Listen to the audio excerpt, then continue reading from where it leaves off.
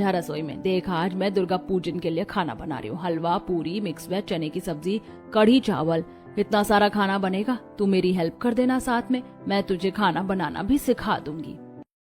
Mummy, आपको पता है ना मुझे कुकिंग करना बिल्कुल अच्छा नहीं लगता, और फिर मुझे आता तो है खिचड़ी के पराठे, आलू की चटनी, ये सब बनाना। क्या इतना काफी नहीं है? बेटा, तो क्या तेरे ससुराल वालों को तू रोज यही सब खिलाएगी? रेखा के कहने पर अंजलि रसोई में तो आ जाती है, लेकिन उसे कुकिंग में कोई खास इंटरेस्ट नहीं है। उसकी माँ उसे सारी चीजें समझाती है, लेकिन उसका ध्यान ही नहीं होता। वो बस एक छोटी मोटी हेल्प कर देती है। इस तरह थोड़ी देर बाद खाना बनकर तैयार हो जाता है। सब लोग पूजा करके खाना खाते हैं। ऐसे कुछ दिन बीत जाते हैं। एक दिन अंजलि की आंख सुबह 8 बजे खुल जाती है। वो उठकर देखती है कि उसकी मम्मी अभी भी सोई हुई है। वो तुरंत कमरे में जाती है। मम्मी, 8 बज गए हैं, आज आप अभी तक नहीं उठी। आपकी तबीयत तो ठीक है ना? नहीं बेटा, मुझे थोड़ा बुखार महसूस हो रहा है, और आज तो कार्तिक के एग्जाम भी, उसका ब्रेकफास्ट बनाना है। तभी राजेश वहां आ जाते हैं। रेखा, तुम आराम करो, कार्तिक स्कूल की कैंटीन से खाना खा लेगा। तभी अंजलि कहती है, मम्मी डोंट वरी, मैं कार्तिक के लिए कुछ बना देती हूँ। आखिर मुझे और पापा को भी तो ब्रेकफास्ट करना है, और फिर आप भी कुछ खाकर दवाई खा लेना। अंजलि सीधे रसोई में जाती है और वहां खड़े होकर सोचने लगती है। एक काम करती हूँ, कार्तिक के लिए उस दिन की तरह खिचड़ी के पराठे बना देती हूँ, साथ में दही और आलू की चटनी हो जाएगी। वैसे भी उसे मेरे हाथ की खिचड़ी के पराठे खाने थे।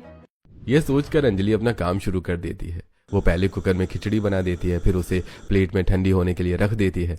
दूसरी तरफ उसने कुछ आलू उबाल लिए हैं, और अब वो परात में आटा निकाल कर उसमें खिचड़ी मिक्स करके सारे मसाले ऐड करके एक एक पराठा सेकना शुरू कर देती है।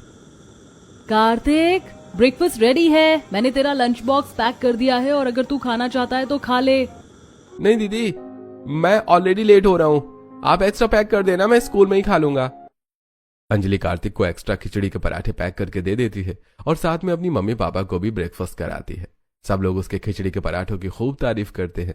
ऐसी सुबह से शाम हो जाती है। जब कार्तिक स्कूल से लौटता है तो वो हॉल में बैठी अंजलि से कहता है, अरे मान गया दीदी, मैं आपको कह रहा था ना, जब तक खिलाओगी नहीं मानूंगा तभी। आपने बोरिंग सी खिचड़ी से कितना लाजवाब नाश्ता बनाया है। मेरे दोस्तों को तो आपके खिचड़ी के पराठे इतने अच्छे लगे कि मुझे खुद ही एक ही मिला। अब तो मान गया ना, तेरी बहन ने खिचड़ी के पराठे का जो आविष्कार किया है वो अब तुम सबकी मनपसंद डिश होने वाली है। अंजलि की बात सुनकर सब लोग हंसने लग जाते हैं। ऐसे कुछ दिन बीत जाते हैं। अंजलि का रिश्ता नितिन नाम के लड़के से पहले ही तय हो चुका है। नितिन के पापा राजेश को फोन करते हैं और शादी की डेट फिक्स करने के लिए कहते हैं। रेखा, आज अंजलि के ससुराल वालों का फोन आया था, वो जल्द से जल्द शादी की डेट मांग रहे हैं। अरे मैं तो पहले ही कह रही थी आपसे, अगले हफ्ते ही बहुत अच्छा मुहूर्त है। मैंने पंडित जी से पूछा था, आप उनसे मिलकर डेट फिक्स करवा दो।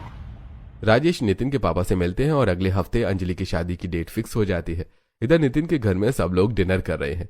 जैसे ही नितिन प्लेट में राजमा चावल देखता है, वो तुरंत अपनी भाभी से कहता है, भाभी, आपको पता है ना मुझे राजमा चावल बिल्कुल भी पसंद नहीं है, मैं नहीं खा रहा ये खाना, जाओ मेरे लिए कुछ अच्छा सा बना दो।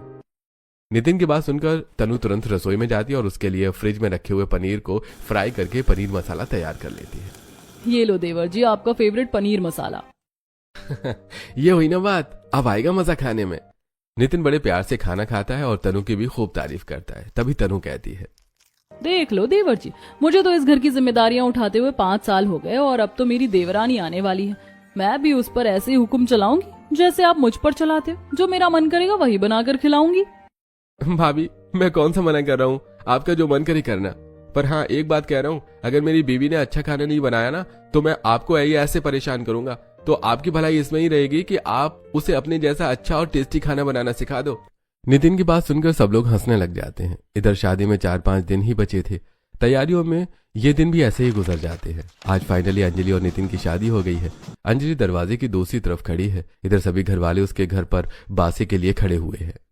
तनु, बहू अंजलि की आरती उतार कर इसे कुमकुम का तिलक लगाओ, और बहू तुम ये कलश गिराकर घर में प्रवेश करो। तनु आरती करके अंजलि का गृह प्रवेश कराती है। तनु को देखकर राधिका कहती है, भाभी, जितना आपके बारे में सुना और सोचा था, आप तो उससे भी कहीं ज्यादा खूबसूरत हो। राधिका की बात सुनकर अंजलि शर्मा जाती है। तभी तनु कहती है, देवरानी जी, खूबसूरती का तब पता चलेगा जब ये घर संभाल लोगी। वैसे भी मैं तो अब आराम पर हूँ, मेरी हो गई छुट्टी। अब पूरा घर आप संभालो, मैं तो राज करूंगी अपनी देवरानी पर। तनु की बात सुनकर सब लोग हंसने लग जाते हैं। लेकिन तभी मोहन कहते हैं, भाई, तुम सब लोग भी हद करते हो। दरवाजे पर तुम्हारी बातें खत्म ही नहीं हो रही हैं। अरे पहले बहू को घर के अंदर तो ले आओ, फिर दे देना जिम्मेदारियां। मोहन की बात सुनकर सब हंसने लग जाते हैं। तभी राधिका अंजलि को उसके कमरे तक छोड़कर आती है। शादी की तैयारियों में सब लोग बहुत थक गए थे, इसीलिए सब अपने अपने कमरों में सोने चले जाते हैं। अगले दिन सुबह होती है। अंजलि जल्दी से उठकर तैयार हो जाती है और आईने के सामने बैठकर सोच रही है। यार आज तो मेरी पहली रसोई है, पता नहीं ये लोग किस तरह का खाना खाते हैं। आज इन्हें मेरा खाना पसंद आएगा भी या नहीं, और पहली रसोई में क्या क्या बनाना है मैंने तो ये भी नहीं सोचा है। इतनी देर में नितिन नहाकर बाथरूम से बाहर निकलता है और अंजलि को देखकर बस देखता ही रहता है। कितनी प्यारी लग रही है मेरी पत्नी। मुझे यकीन ही नहीं हो रहा है कि इतनी खूबसूरत मेरी वाइफ है। क्यों, आप में कोई कमी है क्या जो ऐसी बातें कर रहे हो? अंजलि की बात सुनकर नितिन हंसने लगता है। दोनों थोड़ी देर प्यार भरी बातें करते हैं और उसके बाद दोनों एक साथ अपने कमरे में हॉल में आते हैं जहां पर सब लोग बैठे हैं। अंजलि सभी घर वालों का हाथ जोड़कर नमस्ते करती है और अपने सास ससुर के पैर छूती है। मम्मी आज तो मेरी पहली रसोई है ना, दरअसल मुझे नहीं पता कि आप लोगों को क्या क्या पसंद है, तो आप मुझे बता दो, मैं बना दूंगी। तभी रसोई में काम करती हुई तनु हाथ में कड़छी लिए हॉल में आती है। देवरानी जी, आपने क्या रात वाली बात सीरियसली ले ली थी?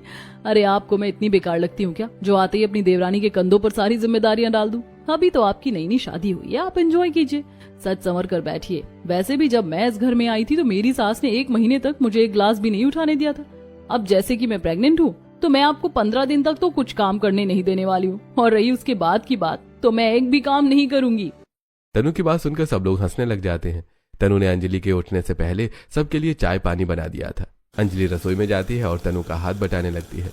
अपने पति और जेठ का टिफिन पैक करती है, साथ में बाकी घर वालों को नाश्ता सर्व करती है।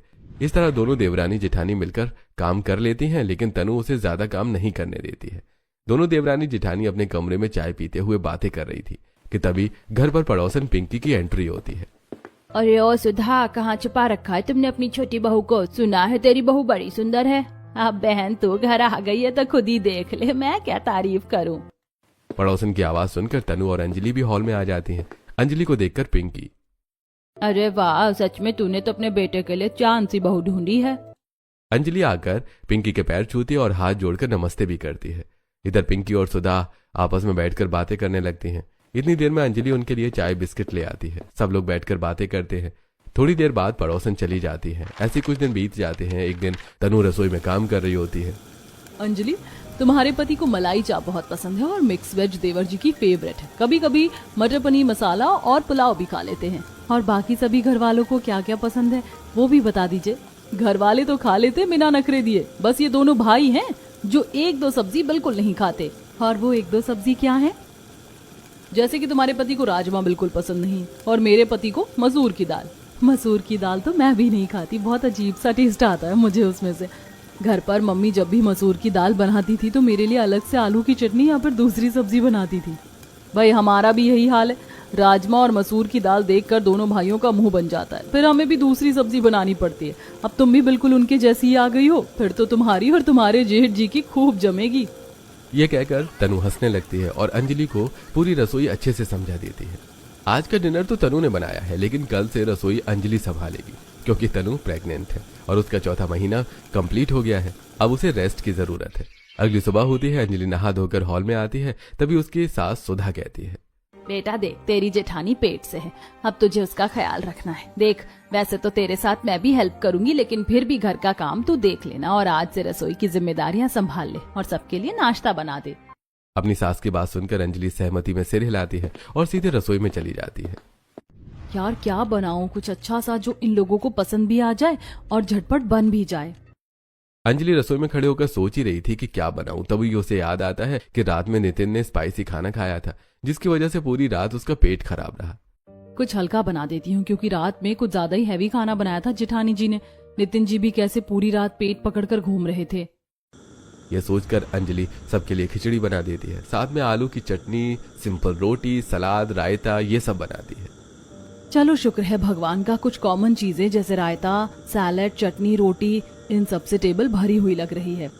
अंजलि सारा खाना डाइनिंग टेबल पर रख देती है। सभी लोग खाने बैठते हैं, लेकिन खिचड़ी को देखकर उसकी नंद राधिका कहती है, भाभी कौन बीमार है इस घर में जो आपने खिचड़ी बनाई है? वो क्या है ना, रात में तुम्हारे भैया बार बार वॉशरूम जा रहे थे स्पाइसी खाने की वजह से इनका पेट खराब हो गया था, तो मैंने सोचा कुछ हल्का बना देती हूँ, क्योंकि आप लोगों ने भी तो वही खाना खाया था। अंजलि चुप हो जाती है। तभी उसकी सास कहती है, बहुत ठीक किया, लेकिन यहाँ कोई खिचड़ी खाना ज्यादा पसंद नहीं करता, तो तू शाम को कुछ और बना लेना। अंजलि का ससुराल बहुत ही सुलझा हुआ है। सभी लोग बहुत समझदार हैं। अंजलि ने ससुराल में पहली बार कुछ बनाया था, इसलिए सब लोग चुपचाप खा लेते हैं। ऐसी शाम होती है। शाम में अंजलि सबके लिए खिचड़ी बना देती है और इस बार भी पूरा परिवार कुछ नहीं कहता। हालांकि उसकी नंद को गुस्सा आता है और वो अपने लिए मैगी बनाकर खाती है। तभी सुधा आती है। राधिका, तुम रसोई में इस वक्त क्या कर रही हो? आपकी प्यारी बहू के जो कारनामे हैं, तो हमें रसोई में आकर अपना खाना खुद ही बनाना पड़ेगा ना। इसमें इतनी हैरान क्यों हो रही हैं आप? बेटा, वो इस घर में अभी नई है, मैं उसे ज्यादा कुछ नहीं कह सकती। धीरे धीरे वो हमारे रहन सहन में ढल जाएगी। थोड़ा तो एडजस्ट करना पड़ेगा ना, फिर तो वो बनाने लग जाएगी खुद से। अंजलि की सास अंजलि को प्यार से समझाती है कि रोज रोज खिचड़ी न बनाए, लेकिन अंजलि है कि उसके कान पर जूं नहीं रेंगती और लगातार 1 हफ्ते से वो अपने ससुराल वालों को खिचड़ी खिला रही है। एक दिन खिचड़ी को देखकर नितिन को गुस्सा आ जाता है। अंजलि, तुमने हमें बीमार समझ रखा है क्या? अरे माना उस दिन मेरा पेट खराब था, लेकिन 8 दिन से मेरा पेट बिल्कुल ठीक है। दोबारा मुझे इस घर में खिचड़ी नजर ना आए। अंजलि नितिन की बात चुपचाप सुनती रहती है। तभी राधिका बोल पड़ती है, भाभी, आपको हम लोग पागल लगते हैं क्या? रोज हमें एक ही तरह का खाना दे रही हो। अरे आप खुद भी बोर नहीं होती क्या ये खिचड़ी खा खा कर? आज अंजलि के ससुराल वाले बस 1-2 चम्मच खिचड़ी खाकर उठ जाते हैं और भरी हुई खिचड़ी का कुकर ऐसे ही बच जाता है।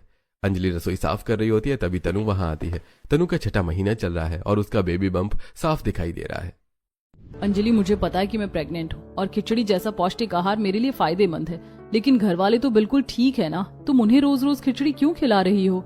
जेठानी जी, कितना अच्छा खाना है। खिचड़ी पेट के लिए बिल्कुल हल्की रहती है और पोषक तत्वों से भी भरपूर है और साथ में फायदेमंद भी है। हाँ, मैं तुम्हारी बात समझ रही हूँ, लेकिन रोज एक ही खाना खाते खाते इंसान बोर हो जाता है। तुम नहीं होती क्या? ठीक है, आज शाम को मैं कुछ अलग बना दूंगी। तनु अंजलि को समझाती है और अंजलि उसकी बात मान जाती है। शाम होते ही अंजलि डिनर की तैयारी करने लगती है। इतनी सारी खिचड़ी बची हुई है और खाने को वेस्ट करना अच्छी बात नहीं होती। घर वाले खिचड़ी से बोर हो गए हैं, अब मैं इन्हें पराठे खिलाती हूँ। अंजलि सारी खिचड़ी को सूखे आटे में मिलाती है, साथ में स्वाद बढ़ाने के लिए मसाले डालती है और खिचड़ी के पराठे बना देती है।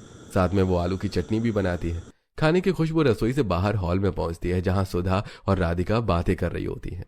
लगता है आज तो आपकी बहू ने आपकी बात मान ली और खिचड़ी के अलावा कुछ और बना दिया। बड़ी अच्छी खुशबू आ रही है। मैं तो कह ही रही थी कि उसे अपने आप अकल आ जाएगी। चलो जाकर देखते हैं क्या बनाया है। वैसे भी मुझे बहुत भूख लगी है। खिचड़ी से भला कहीं पेट भरता है क्या? सुधा और राधिका हॉल से डाइनिंग रूम में आ जाती हैं। बाकी सभी घर वाले भी डिनर के लिए बैठ जाते हैं। अंजलि सबको गर्मा गर्म पराठे, आलू की चटनी, दही और सलाद सर्व करती है। भाई, खुशबू तो बहुत अच्छी आ रही है। आखिर किस चीज के पराठे बनाए हैं अंजलि तुमने? भैया, आप बस टेस्ट करके बताइए कैसे बने हैं। सभी घर वाले पराठे खाते हैं और तारीफ करने लगते हैं। अरे बहू, तुमने तो कमाल कर दिया। जब तुम्हें इतना अच्छा खाना बनाना आता है, तो फिर हमें वो बीमारों वाली खिचड़ी क्यों खिला रही थी? मोहन की बात सुनकर सब लोग हंसने लगते हैं। भाभी, सच में लाजवाब पराठे बनाए हैं आपने। और ये आलू की चटनी, इसके साथ तो पराठों का मजा ही आ गया। अपनी तारीफ सुनकर अंजलि बहुत खुश हो जाती है और मन ही मन सोचती है, जिस खिचड़ी को आप लोग नहीं खा रहे थे, उसी खिचड़ी को मैंने आप सबको खिला दिया। इस तरह हंसते मुस्कुराते सब लोग खाना खत्म करते हैं और अपने अपने कमरों में सोने चले जाते हैं। अगली सुबह अंजलि फिर से खिचड़ी के पराठे बनाती है। सभी घर वाले प्यार से खाते हैं। अंजलि अपने पति और जेठ के लिए लंच बॉक्स में भी खिचड़ी के पराठे और आलू की चटनी पैक कर देती है। ऑफिस में रोहित के सभी साथी भी पराठे खाकर उसकी तारीफ करते हैं। शाम को रोहित घर आता है। तब अंजलि, तुम्हारे पराठों की तारीफ तो मेरे ऑफिस में भी हो रही थी। मैंने सुबह थोड़े ज्यादा खा लिए थे, इसलिए दोपहर में मेरा मन नहीं हुआ, लेकिन मेरे दोस्तों ने एक भी पराठा नहीं छोड़ा। पूछ रहे थे कि किस चीज के पराठे हैं। यह कहकर रोहित अपने कमरे में चला जाता है और अंजलि खुश हो जाती है। ऐसे कुछ दिन बीत जाते हैं और अब अंजलि तीनों समय खिचड़ी के पराठे बनाने लगती है, जिससे सब लोग बोर हो जाते हैं। आज डिनर के समय राधिका नाराज हो जाती है। भाभी, आप एक ही चीज के पीछे क्यों पड़ जाती हो? पहले आपने हमें लगातार खिचड़ी खिलाई और अब ये पराठे। एक चीज कभी कभी अच्छी लगती है, आपको ये बात समझ क्यों नहीं आती? रहने दो राधिका, इसे कहने का कोई फायदा नहीं है। मैं इसे पहले ही 10 बार कह चुका हूँ और मुझे नहीं खाने ये पराठे। मुझे भी नहीं खाने। चलो कहीं बाहर चलते हैं, आप खुद खा लेना ये पराठे। सभी घर वाले पराठे छोड़कर बाहर खाने के लिए चले जाते हैं। सब लोग एक रेस्टोरेंट में पहुंचते हैं और मेन्यू देखकर राधिका खुश हो जाती है। मैं तो मलाई चाप खाऊंगी और साथ में गार्लिक नान। मेरे लिए मटर पनीर मसाला, और हाँ, पराठे को दूर ही रखना। जब से तनु रेस्ट पर है, घर का खाना तो हराम हो गया है। मम्मी, पता नहीं आप लोग कैसी बहू देख कर लाए हो, जिसे एक दो चीज के अलावा कुछ बनाना ही नहीं आता, या फिर बनाना ही नहीं चाहती। क्या बताऊं बेटा, मैं तो उसे बहुत समझाती हूँ लेकिन उसे समझ ही नहीं आता। अरे यहाँ भी तुम लोग बेकार की बातें करते रहोगे क्या? खाना आ गया है, ठंडा हो रहा है, चलो खाने पर ध्यान देते हैं। सभी घर वाले खाने को ऐसे देख रहे थे जैसे सदियों बाद उन्होंने अच्छा खाना देखा हो। सब लोग जमकर खाना खाते हैं। ऐसा लग रहा है कि बहुत दिनों बाद जी भर कर खाना खाया है। जब घर पर कुछ अच्छा नहीं मिलता तो ऐसा ही लगेगा ना। लेकिन डोंट वरी, जब तक कि अंजलि खुद नहीं सुधर जाती, हम सब लोग बाहर ही खाना खाएंगे। इस तरह सभी लोग बाहर खाना खाकर घर आ जाते हैं। अब घर वालों का व्यवहार अंजलि के लिए बदल जाता है। वो न तो उससे ठीक से बात करते हैं और ना ही उसे किसी काम के लिए कहते हैं। ऐसे ही एक दो दिन बीत जाते हैं। अंजलि फिर से खिचड़ी के पराठे और आलू की चटनी बनाती है, लेकिन घर वाले खाना देखते ही उठकर चले जाते हैं और एक बाइट भी नहीं खाते। आप लोग ऐसा क्यों कर रहे हो? ऐसे तो सारा खाना बर्बाद हो रहा है ना। और आप क्यों कर रही हो भाभी हमारे साथ ऐसा? जब हमने आपको बता दिया है कि अब हमें ये पराठे नहीं खाने हैं तो अपने मेन्यू में कुछ बदलाव कीजिए। आपको समझ नहीं आता क्या? आप लोगों को नहीं खाने हैं तो मत खाओ। मुझे तो ये पराठे और आलू की चटनी बहुत अच्छी लगती है, मैं अपने लिए बना लूंगी। अंजलि को इस बात का जरा भी अंदाजा नहीं है कि घर वाले उसका बनाया खाना नहीं खा रहे और खाना बर्बाद हो रहा है। सभी घर वाले रोज बाहर जाकर रेस्टोरेंट से खाना खाते हैं। एक दिन तनु अपने लिए दलिया बना रही थी। वो फिर से अंजलि को समझाने की कोशिश करती है, लेकिन अंजलि पर कोई असर नहीं पड़ता। वो आराम से अपने लिए गर्मा गर्म पराठे बनाकर खा लेती है। ऐसे कुछ दिन बीत जाते हैं। एक दिन सुधा कमरे में परेशान बैठी होती है, तभी तनु वहां आती है। मम्मी जी, क्या हुआ आपको? आप बहुत परेशान लग रही हो। आपकी तबीयत तो ठीक है ना? कुछ नहीं बेटा, क्या बताऊं, तबीयत तो ठीक है, लेकिन इस अंजलि ने तो मेरी नाक में दम कर दिया है। मैं सोच रही हूँ कि ये खुद ही समझ जाए। हाँ मम्मी, अंजलि पर किसी बात का कोई फर्क ही नहीं पड़ता।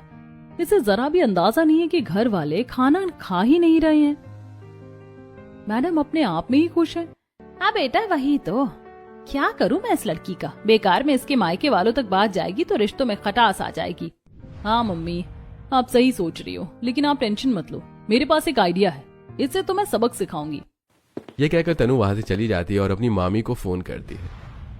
नमस्ते मामी जी, कैसी हो आप? मैं तो ठीक हूँ बेटा, तुम बताओ कैसी हो, और कब आ रहा है तुम्हारा बेबी? मामी जी, अभी तो समय है, आप ये बताओ आप कब आ रही हो घर पर? वैसे भी जब से छोटी बहू आई है आप आए भी नहीं, आपने उसे देखा भी नहीं। बेटा क्या करूं, घर के काम ही इतने होते हैं कि आने का समय नहीं मिलता। मुझे कुछ नहीं सुनना, इस संडे आप घर पर आ रही हो, बस आ रही हो। ये कहकर तनु फोन रख देती है। ऐसे ही एक दो दिन बीत जाते हैं और आखिरकार संडे का दिन आ जाता है। मामा मामी अपने पोते के साथ घर पहुंचते हैं। मेहमानों को देखकर सब लोग बहुत खुश हो जाते हैं। सुधा अपने भाई भाभी से गले मिलती है और बैठकर बातें करने लगती है। कहाँ है भाई तुम्हारी छोटी बहू? जैसे ही मामी जी अंजलि के बारे में पूछती हैं, थोड़ी देर में अंजलि सबके लिए चाय नाश्ता लेकर आ जाती है। बहुत ही प्यारी है तुम्हारी छोटी बहू, घर की जिम्मेदारियां भी अच्छे से संभाल रही है ना? इतना सुनते ही तनु बोल पड़ती है। मामी जी पूछो मत, इतने अच्छे से घर संभाला हुआ है अंजलि ने कि मैं तो बेफिक्र हो गई हूँ। वरना मुझे बहुत टेंशन रहती थी कि अगर मैं प्रेगनेंसी में रेस्ट करूंगी तो घर कौन संभालेगा, लेकिन इसके आने से मैं बिल्कुल निश्चिंत हो गई हूँ। अरे वाह, ऐसा ही होना चाहिए। देवरानी जेठानी का तो यही काम होता है। आज ये तुम्हारे काम आ रही है, कल तुम इसके काम आ जाना। हाँ मामी, बिल्कुल सही कह रही हो। और इतना अच्छा खाना बनाती है ये कि सब उंगलियां चाटते रह जाते हैं। हर बार नई नई सब्जी बनाती है और सब एक बार में ही खत्म हो जाता है। अरे वाह, इतनी तारीफ हो रही है अंजलि के खाने की, तो फिर आज खाना खाकर ही जाएंगे। बेटा थोड़ा जल्दी बना लेना, हमें जल्दी भी निकलना है। तनु मेहमानों के सामने अंजलि के खाने की इतनी तारीफ कर देती है कि खुद अंजलि भी कंफ्यूज हो जाती है। उधर मामी जी उसके हाथ का खाना खाने के लिए रुक जाती हैं। अंजलि रसोई में जाकर खाना बनाने लगती है, लेकिन उसके मन में सवाल चल रहा होता है। यार जेठानी जी को क्या हो गया? मैंने तो कुछ ऐसा बनाया भी नहीं जिसकी ये लोग इतनी तारीफ कर रहे हैं। और मुझे तो खिचड़ी के पराठे, आलू की चटनी के अलावा कुछ बनाना आता ही नहीं है। लगता है ये लोग उसी की तारीफ कर रहे हैं। काफी देर तक सोच विचार करने के बाद अंजलि खिचड़ी के पराठे और आलू की चटनी बनाने का फैसला करती है और अपने काम में लग जाती है। एक कुकर में वो आलू उबलने रखती है तो वहीं दूसरी कुकर में खिचड़ी चढ़ा देती है। खिचड़ी को ठंडा करके वो आटे में मिक्स करती है और साथ में मसाले डालकर गर्मा गर्म पराठे बनाना शुरू कर देती है। दूसरी तरफ वो आलू मैश करके उसमें मसाले डालकर चटनी तैयार कर लेती है। अंजलि सारा खाना डाइनिंग टेबल पर लगाती है। खाना तैयार है, आप लोग गर्मा गर्म खा लो वरना ठंडा हो जाएगा। जैसे ही सब लोग खाने बैठते हैं और गोलू पहली बाइट लेता है, वो तुरंत मुंह से निकाल देता है। छी, कितना गंदा खाना है दादी, इसमें चावल भरे हुए, मैं चावल नहीं खाता। बेटा ये तो पराठा है, इसमें चावल कैसे हो सकते हैं? लो मैं खिलाती हूँ तुम्हें चटनी के साथ। जैसे ही पूनम दूसरी बाइट खिलाने के लिए पराठे का टुकड़ा तोड़ती है, उसमें से चावल बाहर निकल आते हैं। दरअसल आज जल्दबाजी और घबराहट की वजह से अंजलि से खिचड़ी ठीक से नहीं बनी थी, इसलिए पराठों में चावल साफ नजर आ रहे थे। ये क्या भाभी, तुम्हारी बहू ने तो चावल के पराठे बना दिए, और चावल भी कच्चे हैं। ऐसा आधा कच्चा खाना कौन बनाता है? और चावल के पराठे तो मैंने पहली बार सुने। नहीं, ऐसा कैसे हो सकता है? मेरी बहू तो बहुत अच्छे पराठे बनाती है। पूनम पराठे की एक बाइट खाती है और तुरंत मुंह से बाहर निकाल देती है। सच में बहुत बुरा खाना बनाया है। अरे तन्नू, तुम तो इसकी इतनी तारीफ कर रही थी जैसे 5 स्टार होटल की मास्टर शेफ हो, और यहाँ तो हालत ही खराब है। अगर मुझे पता होता कि इतना खराब खाना बनेगा तो मैं कभी रुकती ही नहीं। मामी जी को बहुत गुस्सा आता है। उन्हें लगता है कि उन्हें जबरदस्ती बुलाकर उनकी बेइज्जती करी गई है। तुम्हारी शादी को 6 महीने हो गए, क्या तुम अपने ससुराल वालों को अब तक यही खिचड़ी के पराठे खिला रही हो? तुम्हारी माँ ने तुम्हें कुछ बनाना नहीं सिखाया क्या? पूनम अंजलि को डांटती है और अंजलि चुपचाप सब सुनती रहती है। थोड़ी देर बाद मेहमान चले जाते हैं। अब सभी घर वाले अंजलि पर गुस्सा होते हैं। बहू, तुमने तो मेहमानों के सामने हमारी नाक कटवा दी। अरे तुम्हारी सास ने कभी तुम्हें कुछ नहीं कहा और तुमने इसका गलत फायदा उठाया। अंजलि बहू, तुम्हें ऐसा नहीं करना चाहिए था। कम से कम मेहमानों के सामने तो कुछ अच्छा बना लेती। अंजलि चुपचाप सबकी बातें सुनती है और रोने लगती है। मैं कुछ अच्छा कैसे बनाती जब मुझे कुछ बनाना ही नहीं आता? मुझे बस खिचड़ी बनानी आती है, और आप लोग जो पराठे खा रहे थे वो खिचड़ी के पराठे थे। मुझे खिचड़ी के पराठे और आलू की चटनी के अलावा कुछ बनाना नहीं आता। अंजलि की बात सुनकर सभी घर वाले हैरान रह जाते हैं और कुछ को हंसी भी आ जाती है। तो बहू, तो हमें रोज जो पराठे खिला रही थी वो खिचड़ी के पराठे थे? हाँ, एक बार सबको अच्छे लगे थे इसीलिए मैं वही बनाती रही। अंजलि, पराठे तो अच्छे थे, लेकिन कमी ये थी कि तुम रोज रोज एक ही चीज खिला रही थी। रोज अगर कोई शाही पनीर भी खाए तो उससे भी इंसान बोर हो जाता है। तो मैं क्या करूं जब मुझे कुछ बनाना ही नहीं आता? सब लोग अंजलि की बात पर हंसने लगते हैं। बेटा, ये बात तुम मुझे पहले दिन ही बता सकती थी। मैं तुम्हें प्यार से सारा खाना बनाना सिखा देती। तुम बेकार में सबकी बातें सुनती रही। मम्मी, मुझे लगा आप सब लोग मेरा मजाक उड़ाओगे, और मैंने देखा कि सासें बहुत बुरी होती हैं, बहुओं को घर से निकाल देती हैं अगर उन्हें खाना बनाना नहीं आता। तो बेटा, इतने दिन में तुम्हें ये समझ नहीं आया कि मैं उन सब से अलग हूँ? हाँ, अब समझ आ गया है। हाँ प्लीज मुझे खाना बनाना सिखा दो, मैं वादा करती हूँ अब अलग अलग अच्छा खाना बनाऊंगी, सबकी पसंद का। ये सुनकर सब लोग हंसने लगते हैं। देवरानी जी, जिम्मेदारी देने से पहले मैंने भी आपको सिखाने की कोशिश की थी, लेकिन आप तो तब भी फोन में लगी रहती थी। मम्मी भी सिखाती थी, लेकिन मुझे बचपन से ही कुकिंग में कोई इंटरेस्ट नहीं था, इसीलिए मैं ध्यान नहीं देती थी। लेकिन अब समझ आ गया कि ये कितना जरूरी है। कोई बात नहीं बेटा, गलती का एहसास हो गया वही काफी है। अब मैं तुम्हें खुद अच्छे से खाना बनाना सिखाऊंगी। आज का दिन तो ऐसे ही गुजर जाता है। डिनर का समय हो रहा होता है, लेकिन खाने में फिर वही खिचड़ी के पराठे बने होते हैं जो किसी को पसंद नहीं है। भाई दोनों सास बहू अपनी कुकिंग क्लासेस कल से शुरू कर लेना। फिलहाल तो मुझे बहुत जोर से भूख लगी है यार। चलो बाहर खाना खाकर आते हैं। मैं भी चलूंगी, आप लोग मेरे बिना ही बाहर खाना खाकर आ जाते हो हर बार। क्योंकि मेरी प्यारी भाभी, आप हमें घर पर खिचड़ी के पराठे ही खिलाती हो और हमारे मना करने पर भी बार बार यही पकवान बनाती हो, तो हमें लगा कि आपको ज्यादा पसंद होंगे, इसीलिए आपके बिना ही बाहर जाकर खाना खा रहे थे, लेकिन शौक में नहीं, मजबूरी में। अब नितिन गाड़ी निकालता है और सब लोग बाहर खाना खाने के लिए चले जाते हैं। सभी अपनी अपनी पसंद का खाना ऑर्डर करते हैं और खाना खाकर घर वापस आ जाते हैं। रात काफी हो चुकी होती है। सब अपने अपने कमरे में जाकर सो जाते हैं। अगली सुबह सुधा अंजलि को खाना बनाना सिखाना शुरू करती है। 4-5 दिनों में अंजलि काफी कुछ सीख जाती है। आज पहली बार अंजलि अकेले रसोई में खाना बना रही थी और बाहर सभी घर वाले इंतजार कर रहे होते हैं। और कितना इंतजार करना पड़ेगा यार, कितना टाइम लग रहा है आज खाना बनाने में। वैसे खुशबू तो अच्छी आ रही है। सही कहते हैं बड़े बड़े लोग, इंतजार का फल मीठा होता है। देखते हैं आज क्या बना है।